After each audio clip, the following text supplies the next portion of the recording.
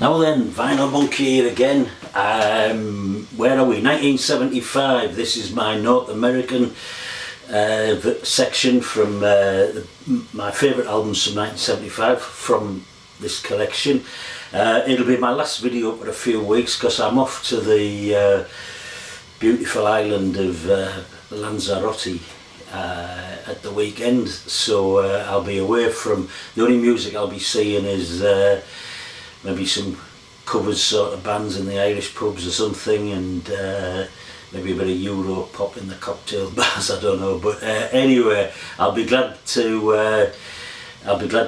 appreciate getting back to 1970s rock music in a couple of weeks, but yeah, anyway, yeah, here we go. What a pleasure it's been, this American version of American section from 1975. Really enjoyed listening to all of this stuff.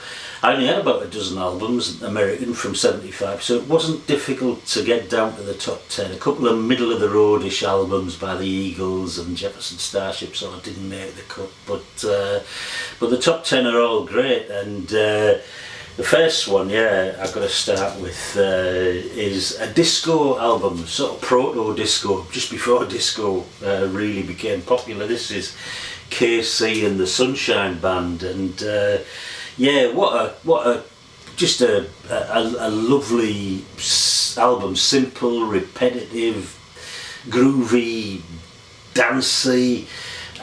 Side one, 4 sort of classic dance tracks, and if anybody, you know, hears this sort of stuff and you know, fails to want to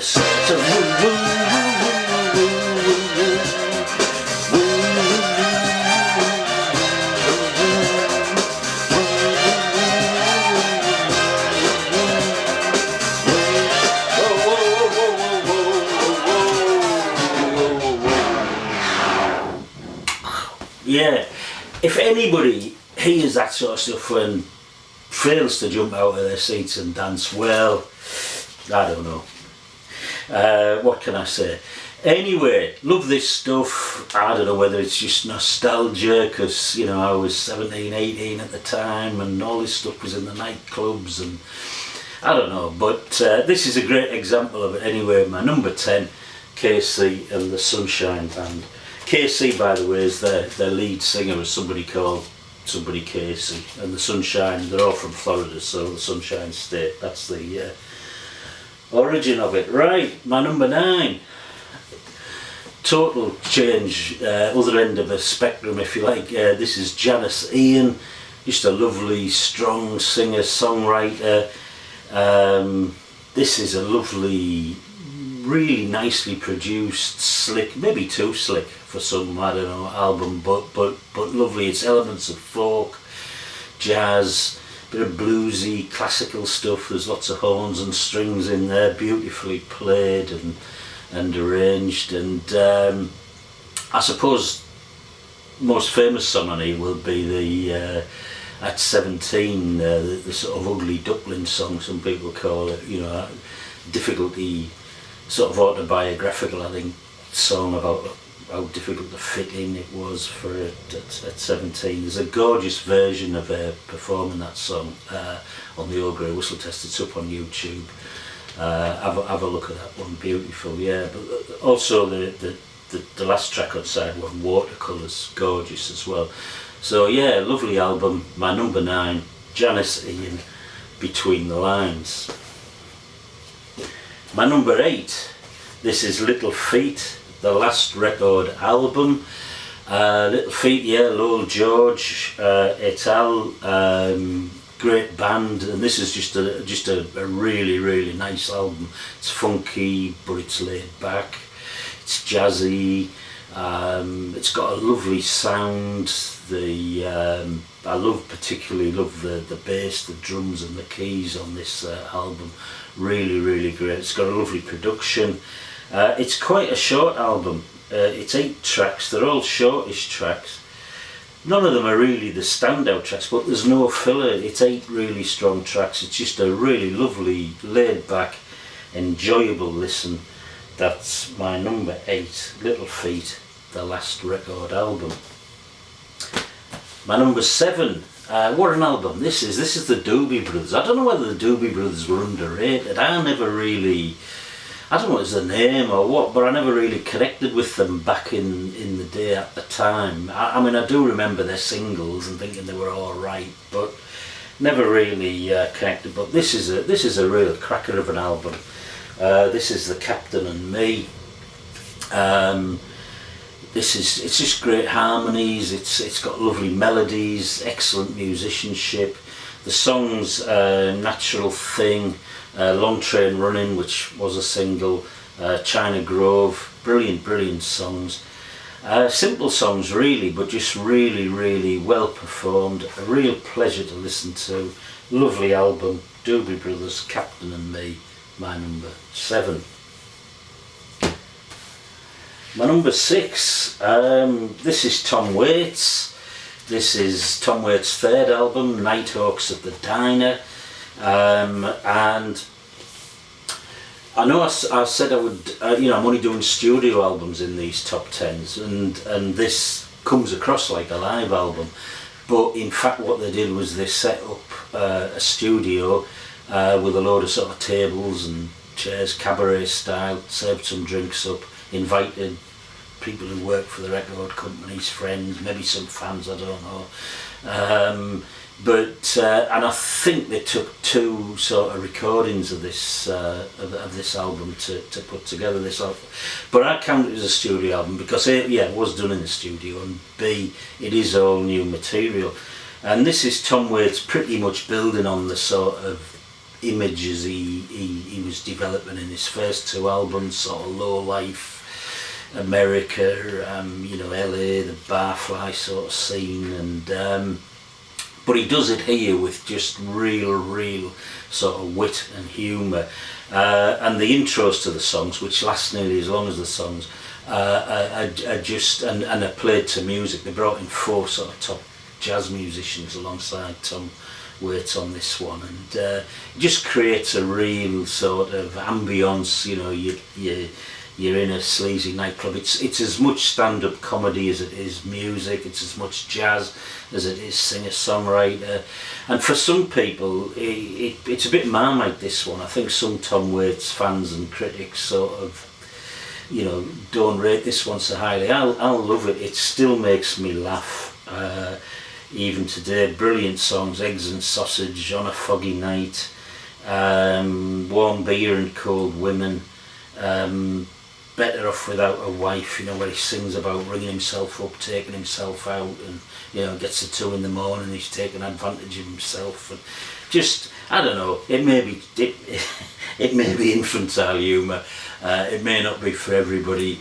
I love it. Tom Waits, Nighthawks at the Diner, my number 6. My number 5, it's the boss, Bruce Springsteen, Born to Run. This was his 3rd album also, and from the dramatic sort of build-up of the opener Thunder Road right through to the sort of ending, the piano chords and the epic ending of Jungle Land, the last track, it's just absolutely beautifully drawn pictures of heroic, romanticised lives of young people hanging out in rundown New Jersey. It's just really evocative stuff. I think the reason I haven't got it any higher really is I if I'm going to listen to Bruce Springsteen, I like listening to his sort of quieter, more reflective stuff, Nebraska, Ghost of Old Tom Joad, that sort of stuff. I find this stuff, it's great in 1 song or maybe 2 songs, stick one on a jukebox, any of these on this album, great stuff. More than 2 or 3 in a row, I don't know, it just feels a bit much, a bit sickly. I don't know whether it's the production. It sounds to me like a little bit like on some of these, like on Thunder Road, it sounds like Jim Steinman and Meatloaf sort of ripped off this album for that awful sort of Meatloaf stuff, but that's no criticism of Bruce Springsteen, for whom I have the utmost respect as an artist. Never actually been to see him live for some reason, just haven't got round to it, but read loads and loads of great reviews of him. Totally respect. I've quite a few of his records, as I say, tend to listen to the quieter ones. But this, yeah, good album, and it's my number 5, Bruce Springsteen, Born to Run. My number 4, this is Joni Mitchell, The Hissing of Summer Lawns, brilliant title for the album, and gorgeous photo of Joni on a floating on her back in a swimming pool in the middle. And I'd forgotten what a lovely album this is, really. It's absolutely gorgeous. It's complex, it's intricate, it's jazzy, it's cryptic. There's not a catchy tune or any sign of a hit single, I don't think, in there anywhere. I think Joni Mitchell herself was quoted of saying this was about moving from the hit department to the art department. But these songs are beautifully written. They're observational rather than confessional like they tended to be on some of the previous albums. And I say they're just beautifully written little vignettes, little stories. Sometimes I'm not that interested in the stories, I think, otherwise I might have had this higher. It is a great album, it's lovely to listen to, and I appreciate the art and brilliance of it. I might have had it higher if I related more, I think, to a subject matter in the songs, which is, I don't know, it feels a bit distant from me, you know, travelling around Europe and hippies and rich middle class young adults and stuff. So anyway, I don't want to end that little mini review on a negative note, because it's a gorgeous album. It's my number 4, Joni Mitchell, Hissing of Summer Lawns. My number 3, this is Neil Young and Crazy Horse, Zuma. I think this was Neil Young's second album. He had 2 albums in this year. The other one I've only got on CD, probably thankfully, because otherwise I'd have probably had 2 Neil Young albums in my top 10. The other one was Tonight's the Night. But for this one he reformed Crazy Horse, I think 2 or 3 years after the death of, due to heroin overdose of Danny Whitten, the guitarist. And yeah, this album I think was the one responsible for gaining Neil Young the sort of title of Godfather of Grunge. It's just absolutely thrilling, stunning album. Pretty much all you want from Neil Young: sad, depressing, grungy, just, yeah, fucking brilliant. Yeah, Neil Young, Zuma, number 3. Is that you? My number, sorry, somebody just come in. My number 2, yeah, one of the most powerful artists I've ever seen. This is Patti Smith. It's Patti Smith's debut album, Horses. Absolutely superb photo on the front by her friend Robert Mapplethorpe. Patti Smith, androgynous look, looks like one of the Ramones with her hairstyle there. But yeah, this is a debut album. It's one, I think, which captures the essence of Patti Smith best for me. Sort of scary, powerful, punky attitude, beat poetry, sort of basic rudimentary music, elemental themes of sort of death and suicide, and yeah, just absolutely brilliant. The 2 standout tracks, maybe the opener, which is a reworking of Gloria around some of her own poetry, Gloria, the Van Morrison and them track, and then on side 2 the sort of epic, I think it's 8 or 9 minutes long, Land, where she does the horses, sings horses as part of the chorus. 2 sort of standout tracks, but the whole album, really, it's painful in quite a few places to listen to, with sort of screeches and yelps and streams of consciousness and sort of spiky music, but it's just a stunning work of art, which I say is, I think, for me, captures one of the greatest artists I've ever seen, one of the most powerful artists I've ever seen. Captures the her sort of essence, I think, best. It's produced by John Cale, actually, really well produced, in allowing that essence to be captured. So there we are. It's Patti Smith's debut album, Horses, my number 2. It might have been number 1 had not one of the greatest albums of all time, maybe the greatest, I don't know, had been released in the same year. This is Bob Dylan. This is Blood on the Tracks. This is my favourite Dylan album. It's one of my favourite albums of all time. Bob Dylan, I think in an interview not long after this was released, famously said, "Why would anyone want to listen to this? So much pain." It's been called a breakup album. It was written after Dylan had broken up with his wife Sarah. But it's much more than that. I think it's it's everything you would want from a Dylan album.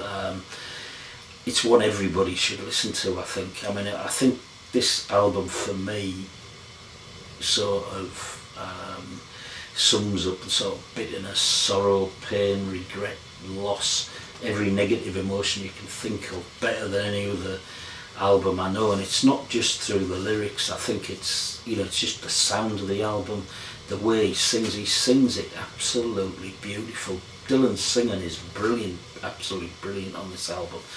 But you can take it from the melodies, you can take it from the syllables and the rhymes, the sounds, or the lyrics themselves. Anywhere you take it, this is just brilliant, and it just evokes those negative emotions, but in a way that is so accessible. And strangely, I said the last album, Patti Smith's, was quite painful to listen to. This one, although it deals with pain and negative emotions, and it deals with it very effectively, is not painful to listen to. It's strangely beautiful to listen to, and that's why it's my number 1 North American album from 1975, Bob Dylan, Blood on the Tracks. So there we are, that's it, 1975. I'll be off for a couple of weeks of culture, as I say, the beautiful island of Lanzarote, the brilliant art and architecture of Cesar Manrique, be looking into the brilliant writing of Jose Saramago, the Portuguese Nobel Prize winning novelist who was based on the island. And then of course there's the San Miguel at €1.50, so yeah, can't be bad. See you soon.